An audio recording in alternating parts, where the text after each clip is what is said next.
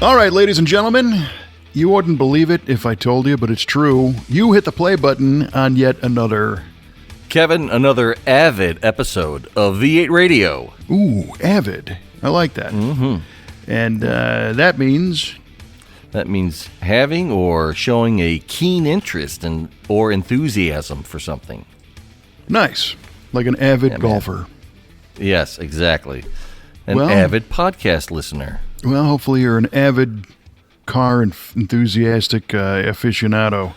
And All you day. enjoy this kind of nonsense because you've tuned into the V8 Radio podcast. I'm your host, Kevin Oeste, joined as always by our esteemed co-host, Mr. Mike Q-Ball Clarke.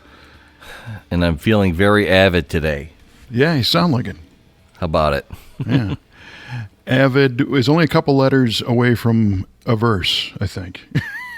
Yeah, that's true. That's and true. not like a rhyme. We're walking a thin line there. That's right. And the other thin line we walk is the one that tiptoes into the world of automotive trivia, which for those who listen to every episode, who, is everybody, right? They know that at the beginning of every episode of this podcast, we start off with an automotive trivia question. We throw the question out at the front half, and we make you sit glued to the podcasting device all the way through to the end, where we reveal the answers, and then, man, everything is just so much nicer in the world. It is. It's blue skies in the middle of the night. It's great. Yes. So, for our avid trivia fanatics, have you prepared a question this episode? Certainly. So, Kevin, last episode, if our listeners recall, you asked me what a Mighty Mike was. All right, I did. You did. So I'm going to ask you, what is a gentleman Jim? A gentleman Jim. A gentleman Jim is, it came out before the Mighty Mike, and it is another one of those specialty truck packages. It's an option package, but this one on a GMC Jimmy. Actually a GMC pickup truck, but the GM, spells Jim, so they call them Gentleman Jim. And it was an appearance package and some luxury seats and, a few things like that. There was things, Dodge had the Little Red Express truck and the Warlock for high performance versions. The Warlock's the rare one. That was the Plymouth, I think. But the real weird one was the Canadian, which was a Dodge Dude. You ever see one of those? Dodge Dude? Yeah. Nice. It's like a Fargo truck. It's Canadian. And our friend Cliff Gannan has one. Does he? Yeah. Right on Cliff. Yeah. So anyway, that's I wonder if it has any decals on it. It's got decals by the shekels. So anyway, the Gentleman Jim is a GMC pickup truck. I think they were black with gold trim on them, maybe, or something along those lines. And that's my guess. Okay. How about a bonus? If you're correct, what years was it available? I want to say it was a square body style, like 73, 4, somewhere around there. I don't think it got into the later disco versions, 78, 9, and I don't think it was an earlier body style. So I'm going to say like 73, 4, somewhere around there. I could be wrong on that, but that's just the bonus. Correct. That, as in, it is just a bonus. Well, Okay. Which means it's not going to affect the amazing prize I win for all this. Correct. Which is It nothing. will not affect that. Assuming I win. Right on. This is one of the longest standing contests where the winner wins nothing. It's almost like the German word of the day on the Stubborn German podcast. Yes, also a non-prize adventure, but Of which you are a 2-time winner. yeah, by pure luck. Well, Pure luck. It's more than anybody else. Well, you know what? I think you might be right. I actually we're trying to flip that one because, see, on this show, we believe in the fairness and enjoyment of equality where each person gets their question and each person gets a chance to answer. The Stubborn German podcast is where the owner of the Stubborn German Brewing Company throws out the question to everybody else and doesn't have to play Right. along. Yeah. But I came up with a really killer one that I would love to turn the tables on. Maybe I'll see if I can work that in next time. Yeah, do that. Chris Ron, if you're listening, let's change it up a bit. Come on, babe. He is one of our 3 listeners, by the way. So. He is. Yeah. He's a good listener. I appreciate that. And, a couple other shout-outs real fast. I've learned that Kelly's got some family that listens to this, so we appreciate that. And Right our good long-time friend and listener, Mr. Alex Gerhard, is rocking and rolling on his Cougar engine rebuild. He really, really is. He is going all the way with that engine. I've been keeping up with him on that. He's got that at the machine shop, the blocks at the machinist. He's buying parts. He's getting ready, and it's gonna be a real screamer. Yeah, it's going to be a cool car. I dig those Cougars. Mm-hmm. So right Yeah, on. it's convertible at that, a '73 Cougar convertible. Yeah. It's totally cool. It's a killer. So keep pressing on, Mr. Alex. Appreciate it. All right, so I have prepared a trivia question for you, and it could be like a slam dunk, super easy one. We'll find out. Okay. We're gonna dip into your Italian word of the day. Oh, awesome. Yeah, I know you've been to Italy, right? Well, for about an hour. See, I try to truncate all my vacations to an hour or less. Well, it wasn't a vacation. Yeah. We were flying back on a mission, and we landed, but we couldn't get off the jet. So you were you were like on American soil. You didn't even go to Italy. Well, technically, yeah, I guess. And you were on an air base, right? Yes, at Aviano Air Base. So I guess it's Italy. an Italian base. Yeah, I don't know how that all shakes out, but during your stay, I'm sure you picked up some choice Italian phrases. For sure. We'll get right to it. What does Testarossa mean? Ooh. Of course, What referring does to the Testarossa mean? famed Ferrari race car and eventually street car of the That's same right. name, the Ferrari Testarossa. Oh, man. I freaking know this, too. This is standard issue first hour Italian lessons, so you've had your first hour. true. So. Yeah. Oh, for Pete's sake, Michael. By the way, sometimes we hear that phrase often. For Pete's sake, Michael. Whose voice is that we're hearing? My mother. That's your mother? For Pete's sake, Michael. In my head. That's exactly what it is. Nice. Little cameo appearance by Mama Q there. From Cue Ball's mom. Okay, getting back. Testarossa. Yes. Testarossa. Oh, gosh. Not Ponderosa, mind you. That makes me hungry. Hey, everything's better at the Ponderosa. Just Okay. I don't. I'm just gonna throw a whack out there. See, Testarossa means race car. Ooh.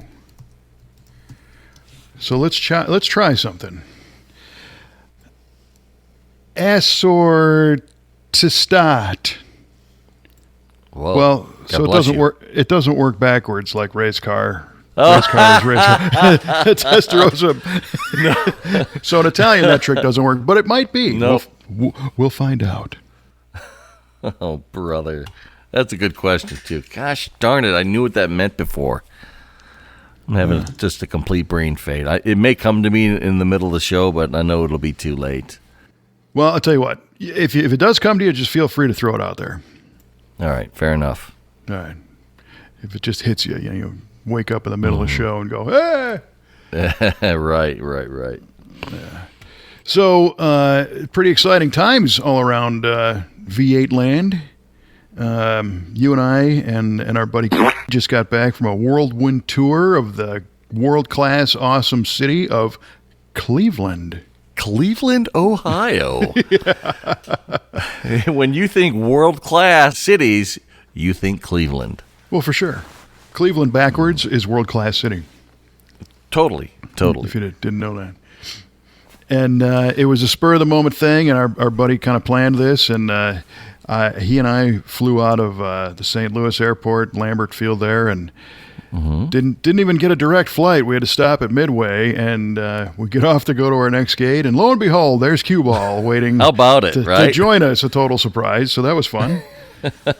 And then we proceeded to go to Cleveland and spend 3 days of pretty intense enjoyment of the culture and the food and some fine dining and everything from corner bars to tiki bars to the Rock and Roll Hall of Fame to something on the 32nd floor and everything in between. So Cleveland's my hometown, but I left Cleveland when I was 15 years old. I left. I grew up in the suburb, but I left the area when I was 15. So I never really got to know it all that well.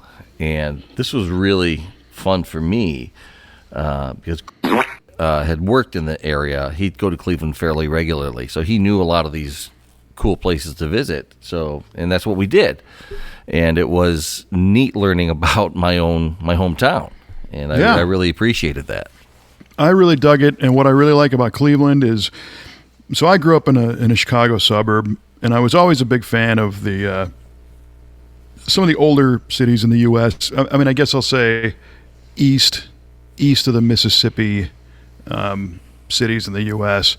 Sure. And, of course, Chicago has basically a twin in San Francisco. They both grew up at the same time, and they've got similar architecture. But anyway, Cleveland also has that same kind of look. You got early skyscrapers and modern stuff and everything in between. Some things that are like Skidmore, Owings and Merrill, and Mies van der Rohe-esque glass box type stuff and classical skyscraper architecture. But what it doesn't have is all the stuff that I find annoying in cities, like way too many people and horns honking all the time and people that won't get out of your way and people that just suck. So that was really enjoyable. I was very impressed, and it was a very nice place to go visit. It was nice being able to get around the downtown area easily. Like you said, people not yelling at you or cars honking at you. It was fairly quiet. It was fairly quiet. I mean, I made the remark of I wonder how economically viable all this is, but for now, I really dig it. Yeah, right. It's a little spooky that it's not super jammed, but I wasn't complaining. The Rock and Roll Hall of Fame was great. I'd never been there before. It's a place. Some places are like a sanctuary where you quietly read and look at the exhibits, and then there's some that are interactive and that you crank them up and you rock out and everything in between. And I'm assuming you felt the same thing I did through that. Absolutely. I'd been to the Rock Hall one time before, but it was a few years ago, and it was like I hadn't been there before. I mean, I remember a few things, but it's so cool to really get down and dirty and look at these artifacts and read about them and really kind of be in the moment with them and say, this is the guitar that Jimi Hendrix played over the Watchtower, and this is a 54 Les Paul gold top guitar that somebody played and Greg Allman. Greg Allman, exactly, and it's just guitar. Amazing seeing these things there. I mean, these are the actual pieces. Yeah, that's what's so cool about it. It's all authentic. It's the stuff. And if it's not, if it's a reproduction of something, they note it on there, Correct. But not many. It was all legit stuff. So that was killer. And then we got some car guy stuff in. We visited with a good friend of mine, Mr. Gary Case, and I met Gary in I think about 1997 or 8. Gary was the founder of Style and Concepts, and subsequently the Sport Truck Nationals event, and grew that to be very successful, and then worked with, at the time, it was Peterson Companies, maybe right when the EMAP company bought Peterson and took over their events. So he ran the Hot Rod Power Tour and the Power Festivals and the Rod and Custom, I don't know if it was the AmeriCruise at that point, and then a couple of the other off-road stuff, and really made those successful events. And Gary is a Riddler winner from 91. He built a 32 Ford that had a Boyd chassis and the rest of the touches on it, and then he kind of got out of the event deal and started another company called Hot Rod Hardware, which I'm sure we've all gotten one of those catalogs along the way, the catalogs with the neon lights and the bar stools and all the garage stuff that hot rod guys like, which he eventually sold that to Summit Racing, so that catalog became part of the Summit deal. And today, Gary, up until very recently, was kind of a partner in a shop called Street Machinery that builds cars and finds cars and sells cars. And he also kind of managed all the cars that went over to the Global Auto Salon in Riyadh. He was part of that whole deal. So Gary and I go way, way back, and he's a real good friend, and it was real fun to sit back and hang out with Gary in his hometown of Cleveland, because he showed us the world's greatest pastrami sandwich. He did. Actually, it was a corned beef sandwich. Yeah, right. Well, they had both, whatever one he wanted. Yeah, they did, but my gosh, that was amazing. We went to a lunch place called Slyman's in Cleveland, and I mean, take a note, Carnegie Deli. This place has got it. Holy cats! Yeah. Not messing around. No, not messing around at all. And Gary, that guy is the real deal. Oh yeah, he is. Yeah. He's 100% legit. He's one of those guys you can't really tell many stories to because he's already done it himself. Right, twice. The story might be about him. Yeah. So or he'll start correcting you. No, let me tell you how it really went down. This is what happened. Oh, without a doubt. And that's one of the things that's really fun for me is that having worked, quasi together at some of these companies and knowing a lot of the same people, he was at a much higher level than I was. I was I was a peon, and he was rubbing elbows with the brass. And he was a freelancer, so he didn't have to answer to anybody. He was a contractor. He could do or say whatever he wanted. So to hear a lot of the stories from his perspective, and compare them to the way that I thought they went down or heard they went down back in the day, to kind of get the real story, it was a lot of fun. You might have been bored out of your mind hearing some of these things, but not at all. No, I was hanging on to every word. I loved it. It is so cool to get the the legit scoop of things, especially from the horse's mouth. Yeah.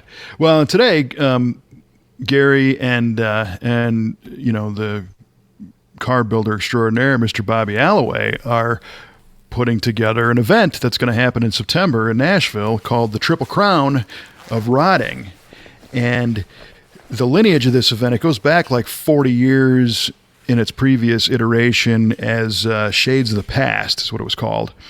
And the Shades people decided to, I don't know, they came to the end of the run for that show, but the location was already there. People were already used to going to Nashville at that time of year.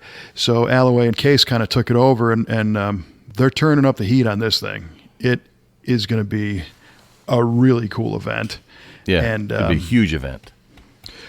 Yes, and they're, in my opinion, they're doing everything right. I mean, they've got top builder, celebrity, judges, your Foos, your Troy Trepanier, your Roadster Shop guys, all the top builders are going to be there. Not only displaying cars, but judging cars for these Triple Crown awards. There's a muscle car award, there's a hot rod award, and there's a truck award. And the winner gets this awesome trophy. It's a giant, 2 foot tall billet, chrome plated, custom made, heavy trophy that was, one of them I think the hot rod one was designed by Eric Brockmeyer, who's a renowned hot rod artist, design renderer, and then just all the logistics and all the things that they're doing are like really cool for car enthusiasts, and people are lining up to be there already, and we're many months out, so it's pretty exciting. It's going to be cool, and I'm going to be doing a couple of little promo videos for them because I want to help somehow. It's just one of those things. Sure. And if we play our cards correctly, we'll be able to have Mr. Case as a guest here right on this very program. Ooh, that'll be nice. And he can tell us all about the Triple Crown, as long as we don't veer off on all the rest of the stuff.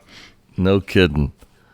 Yeah, he's a cool guy. Yeah, so that just to let anyone know who wants to read more about it, that website is triplecrownofrodding.com. Yes. Yeah, check it out. Go right there and check it all out. There's a video of Gary talking about it, and you can hear it again from the man himself. Did you watch that video? No, I just stumbled on it, but I'm gonna. He needed to get the message out there to potential sponsors and people that had a bunch of questions about this. So he made this video himself, and it's like, I don't know, 12 or 13 minutes long because there's a lot of stuff in it. But it's really mostly Gary sitting on his desk telling, like he's talking to you or I. I mean, like the PG version of him, talking to you or I. But those who know him are like, yeah, there he is. So it's cool. So I think at the very least, like I said, a little promo, maybe a guest appearance. And as we record this, it's towards the end of February, so the springtime is starting to kick off, and the summer event season's already stacked up, and it's cool. So this past weekend, I was doing a little garage after we got back from Cleveland. I was doing a little garage cleaning, and I decided to back the 70 Buick out of the garage to clean up the garage, and it didn't really want to start very well, and it kind of aggravated me because it's one of those things where I know it just needed a little attention, and I just haven't had time to do it. So I said, you know what? We're going to take care of this. So it's got a Street Demon carburetor on it, and I backed it out into the sunlight and opened the hood and took a look at it and took the carburetor off the car. And we had done some tuning on this thing a while ago with an air fuel meter for like part throttle and full throttle. So the top end is dialed, but the choke was veering out of adjustment.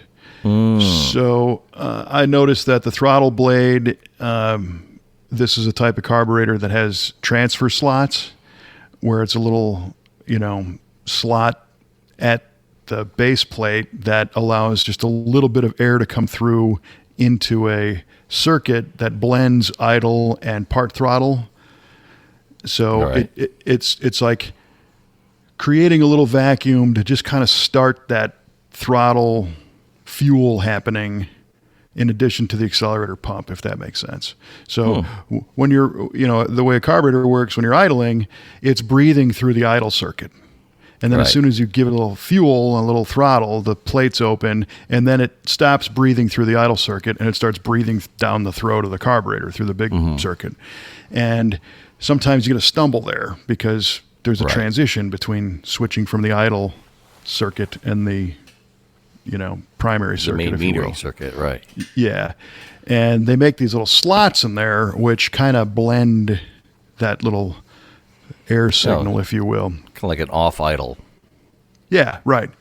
And if you don't have that adjusted right, you could be over relying on the idle circuit or under relying on the next one, and blah, blah, blah. So that, it turns out that was off a little bit. And if that's not right, it's going to throw off your fast idle adjustment, and it can also throw your choke off. And in this case, the timing was set to compensate for that. The timing was used to change the idle speed.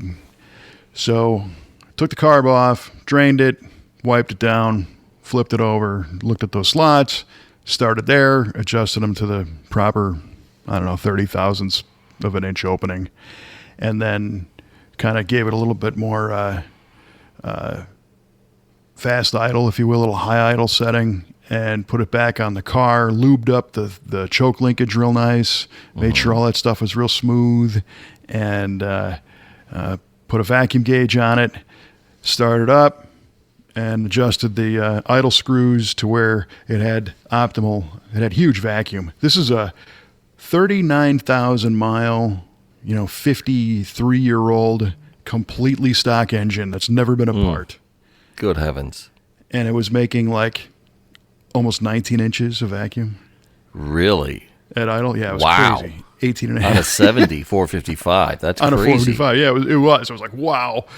And typically what I like to do is tune that idle for the most vacuum, and then turn the screws back on the idle mixture or on the idle speed if the speed's too high.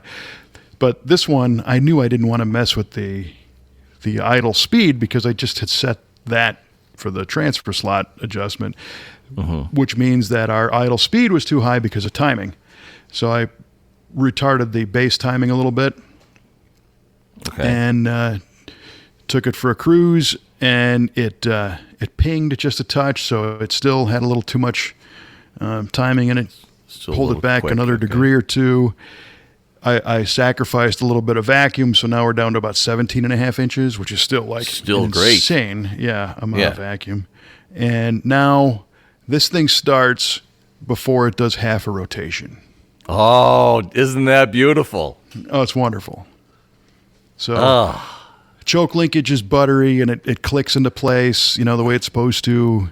And it just got, these things get gummed up or bent a little bit, and and what a lot of people don't realize today is modern cars, they're so nice. You never have to do anything like this. Correct. That's right. Yeah, these cars you had to do maintenance, periodic maintenance, like those choke linkages. Because I had this thing dialed exactly like this, 4 years ago, and then I haven't looked at it since.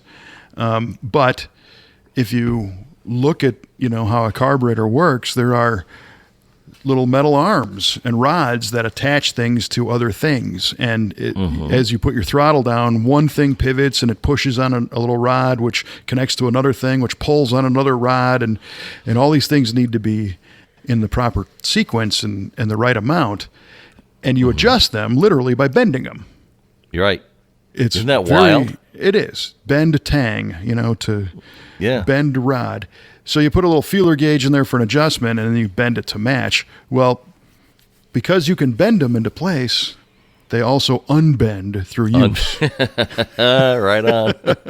and that's how things start to change. And if they change, and the other thing is, the thing sits a while.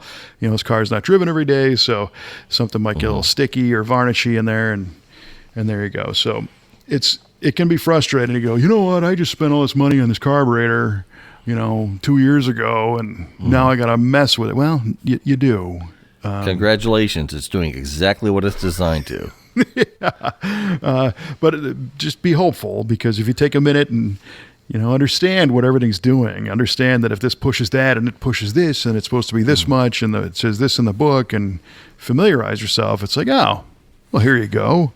We need a 30-second less opening size over there. Crank it back, put it together. You don't think it's going to make a difference a lot of times, these little tiny adjustments. Right. But sure enough. Well, that's funny you mentioned that, because on the GTO, it's still using the divorced mechanical choke. And the choke rod, it came off of the choke stove, right? And it kind of lodged itself, so the choke butterfly wouldn't fully open. And it was causing an amazing amount of drivability issues with that car. Oh, sure, stumbling and running rich. Oh, it was ridiculous. Coughing. Yeah. And once they fixed it, it was a whole new car again. It's crazy how that affects it. Yeah, it's just, and that little choke stove is just a coiled up spring, and it just pushes up on that rod. And it's like, I don't know, an ounce of pressure on the spring. It's like you're collapsing it with your thumb going, this can't be doing anything. There's no way this does anything. Right, exactly. Yeah, and I went through the same thing on my van. I had to, we're dialing in one thing at a time, and the choke was giving me an issue, and sure enough, I had to put a choke stove on it, just like you're talking about, that bolts in the manifold, and it heats up and uncoils the spring and opens up the choke valve. Yeah. And the original one didn't open up enough. It just was out of gas, from being 43 years old. Mm-hmm. And man, does that thing start fast. That thing starts faster than the Buick. I mean, I think that's like 10 degrees and boom, it lights. That's beautiful, man. It's almost weird. It's like as soon as you click the key, it's running. It's like, wow, that is cool. That one still has a little bit of it's got a stumble in it somewhere, though, right after idle that I'm still kind of chasing. But we'll get there. One thing at a time. Yep. And just you're real methodical about it, so that's good. Yeah, you have to be. You can't change 6 things at once, or you don't know which one worked or didn't. Right. And then exactly. You don't know if you canceled something out. The one thing you changed worked, but the other thing you changed negated that. Yeah, and I think we all remember, those of us who have rebuilt carburetors in the past, that the first time you tear into a Holly or a quadrujets in particular, because you'd get the rebuild kit from your parts store, and it comes in a little square, like mini pizza box. Yep. And it's wrapped in plastic, and in there are like 40 parts, and you need 6 of them because they span every single quadrujet that was ever made. And the first thing you do is take the 50 million time photocopied instructions that come out of the box that you can barely read, right? You're right. These were fresh and crisp in 1968. And they've just been copied and copied and copied and put in boxes and put in boxes. So now they're all kind of blurry and everything. And you throw those out. And then the perimeter of the little pizza box has a perforated, seam in it that you tear off what are little gauges and little measurement tools that you use to set the opening of the choke and the distance of a certain, pull-off rod adjustment. Float levels and all that stuff. Well, so you ignore all that too, and you tear the thing apart and put the parts you think are supposed to have back together, and then just kind of wiggle things around and go, yeah, it looks pretty good, and you put it on there, and it great. runs worse than it did before you started. Yeah, you really have to look at the instructions and understand what you're doing, because those tiny little adjustments, man, make all the difference. Well, even though quadrujets all look alike, they're very, very different from year to year. Little minor changes have happened for improvements. Mm-hmm. And so a float pivot for a 67 quadrujet may not work for a 70 quadrujet because they made an improvement in, I think, like 69. Mm-hmm. So those things you have to be cognizant of when doing things like this, that even though they look alike, they're not the same. Right, and that really speaks to finding one that was never torn apart and mismatched with the wrong stuff.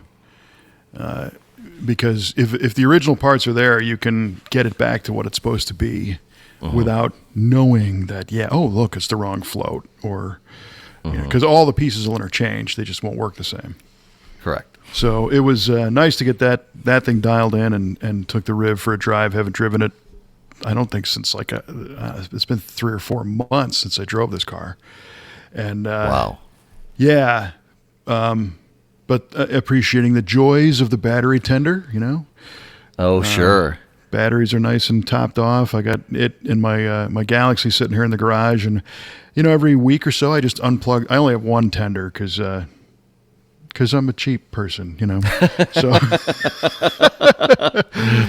because I'm frugal. That's it. I pull it off of one and plug it into the other one, and then a couple of days later I'll pull it off the other one and stick it back on the first one. And it's got a set of alligator clips on each battery with a little trailer plug, it looks like, peeking out of the grill, and it's real easy to do. Nice. Just switch it over. There you go. I love it. Batteries are always happy and eager and ready to go. Nice. So, yeah. So, what is also very interesting is the answer to our trivia questions that people have been waiting on for so long. All right, Kev. So I asked you what the Gentleman Gym was, and you came out of the gate hot that it's a GMC pickup luxury package. And pretty much, yeah, that's exactly what it is. So Hey! ding, ding, ding, ding, ding. All right. Yeah, it could. You can get things like power steering and air conditioning. Ooh, so posh. Yeah, exactly. And had like leather buckets with a center console. Cool. And Have you ever seen that? in- That is super rare. It is. The I buckets saw and a console, picture of that. Yeah, it's killer. And it was in that black and gold color scheme. And for the bonus, I asked you what years it was available, and it was a 75 only. So model. close. But it was a square body, so you were right about that. So I said 3 and 4, so yeah, close enough. yeah. All right. Cool looking truck with the long bed on there. I really dig it. It is cool. And what I thought was interesting when I first learned of those is my mind immediately went to, oh, look, it's a Smokey and the Bandit truck. Right on. But it's not. It's before that. Yeah, it is. You know, that black and gold color scheme, once again, was that one of our trivia questions? Where did that come from? Should have been. I don't think so. Do you know where the black and gold, it was the inspiration for the Bandit Trans Am.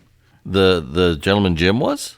No, the black and gold color scheme came from somewhere that was the Oh. inspiration for the Gentleman Gym and for the Trans Am, because you never saw black and gold before like 75, 74, 75. Yeah. No, that I don't know what the inspiration was. It came from the Formula One team of the John Player Special. And now you can Really? remember in your head the F1 car that was all black and it had gold pinstriping on it. And John Player's was a cigarette brand in England. And it was called the John Player Special, promoted by a tobacco company. And Pontiac Wow. said, that's kick-ass. And they took that color scheme for the Trans Am. Oh. I just brought a picture of it up. Yeah, that is cool. Oh, they were awesome. Yeah. Great looking man. car. One of the best looking Formula One paint schemes I thought ever. Without a doubt. Heck yeah. So there's a free trivia question with answer all at once. How about that? We are givers and givers and givers on this show. You knew you listened this far for a reason. There it is. All right. So I asked you, what does Testarossa mean? And your answer was, oh, for Pete's sake, Michael.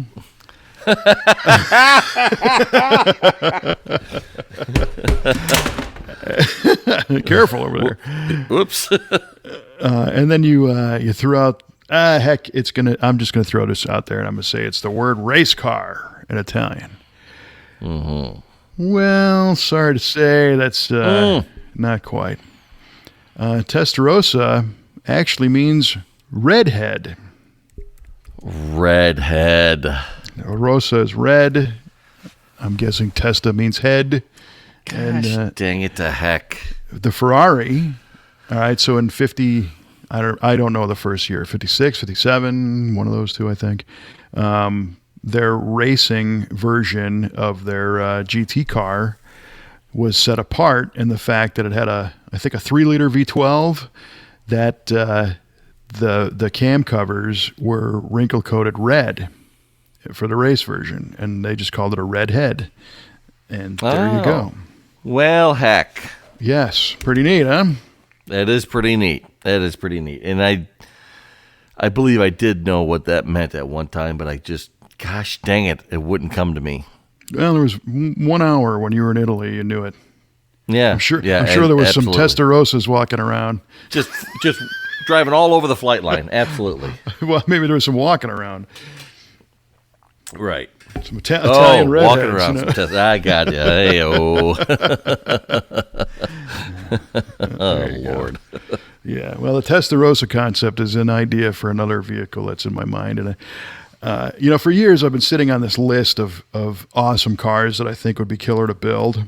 Mm-hmm. And it was like, I mean, the list is getting long, and some of them have coincidentally been built by other people just because the idea was there. It just organically somebody else landed on it as well. And for a long time, I thought, you know what, I got to sit on these because I can't let these out. You know, if I let these out, somebody else will build them. And then I can't be the second guy to build them. I got to be the first guy. Well, right. So now I'm to the point. We need to be the first guy to build this. So they need to get out. So somebody goes, I dig that. You need to build that, and let's work together on it. So I'm trying to think of the best way to do this. You know, maybe it's going to be a video or, you know, sharing some renderings of, you know, story time of Fantasy Car and, you know, click here if you want it and we'll figure out how to build it kind of thing. But we just came through the AMBR, America's Most Beautiful Roadster season at the Grand National Roadster Show in California. And I've always loved that competition. I love those cars, but I never really thought I had a dog in the fight to be able to enter into something like that with the right idea. And then it happened. Ooh. It was only a week ago that the idea kind of came into my mind of something that I think would be, because to compete over there, it's got to be not just build quality, it's got to make sense. And the car part choices and fabrication and how it all fits together, somebody has to look at it from across the room and go, oh, check that out. And then get up close and go, oh, damn. You're right. Look at that. And then later on go, oh, now it all makes sense because, you know, and I think I have that idea. So. Oh, nice. Well, don't tell us yet. Yeah, no, and that's where I'm at. It's like, well, do I tell you? Or it's not like somebody else is going to build this thing tomorrow and then go win the AMBR. And what do? I say, well, I should have won that, but I don't have the trophy right now anyway, so it doesn't really matter. Hey, man, that's my trophy, bro. Yeah, that was my idea, pal. You owe me that trophy. Did you patent it? Did you own it? Does it have your name on it? No. So for the spirit of the idea getting out there so that anybody can share it and enjoy it, because everybody should see these, I'm just shifting my focus, and I'll just start presenting them willy-nilly. Right on. And hopefully we get the nod to build them, because they came from a lot of, you know, thought and experience and gestalt moments like that one I had last week when I went, there you go. That's it. There it is. Well, good. Let's make it happen. Heck yeah. Working on it. All right, man. Well, I'm learning that our 3-day visit to Cleveland really took a lot out of me. And I'm still recovering. Right. Thank you to the fine people of Cleveland and the Rock and Roll Hall of Fame and a whole slew of dive bars and tiki bars and other places. Boy. And our good friend, Mr. Gary Case, for hanging out with us, because it was a lot of fun. I recommend it. Yeah, and our good friend, Mr. for putting it together for us. Heck yeah. Yeah, that was really a nice treat. Yep. For sure. All right, well, that's all I got, man. Yeah, that is all I have as well. All right, well, we appreciate you hanging with us. You know, we've started doing a little more promotion on this show, dropping a little 30-second clip here and there. We're getting a lot more people that are discovering our podcast, so if you just recently have, welcome. Click that subscribe button, and, you know, you'll get the opportunity to play along with our next silly trivia game. And that's pretty much all I got, man. Yeah, man. Good times. Always a good time. So keep your eye on v8speedshop.com for new updates on the machine shop. And for Mr. Mike Q-Ball Clarke, I'm Kevin Oeste, reminding you, the phrase just came into my head from when I was in grade school, where the kids used to pick on the other one saying, I'd rather be dead than have red on my head, but I don't think that's true anymore.